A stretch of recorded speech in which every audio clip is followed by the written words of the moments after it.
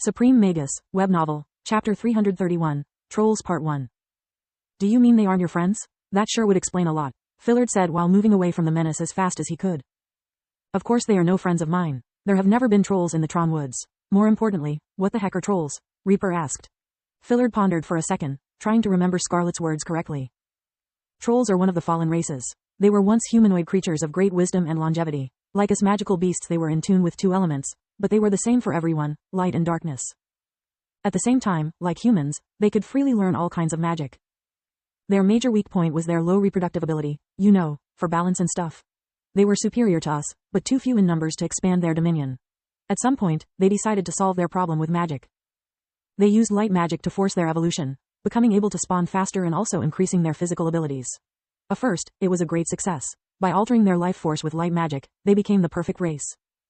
At least until the unforeseen side effects started to appear. In a couple of generations, their children were raving mad from birth and plagued with an insatiable hunger.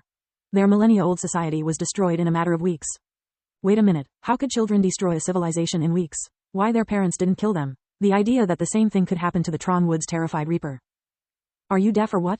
Fillard scoffed. I told you, they spawn fast. The little bee asterisk stards can reach maturity in a few hours with enough nourishment. They are damn strong and hard to kill. Light magic runs rampant in their bodies. They recover from any wound in a matter of seconds. Cut off an arm and in a few minutes, you get double trouble. The troll regrows the limb while the limb regrows the troll.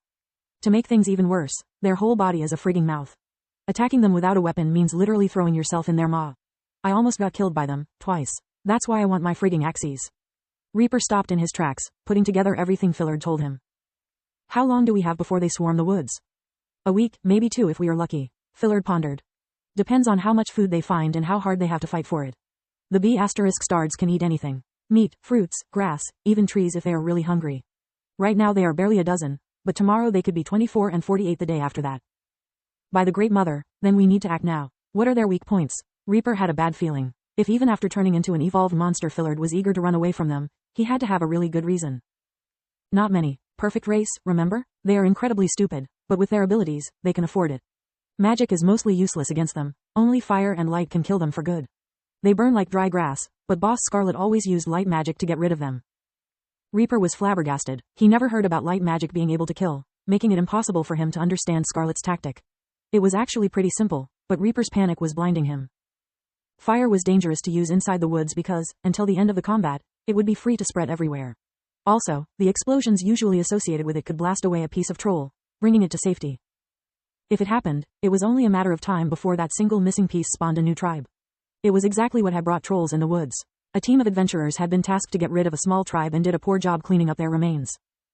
You can use all elements now, right? It should be easy for you wiping them out. Dude, I've awakened from daze and magic has never been my thing. I can use water and earth, but they can barely stall for time. If you don't have a way of dealing with them, we're as good as dead. It's better to run to fight another day. Fillard's words almost crushed Reaper's hopes.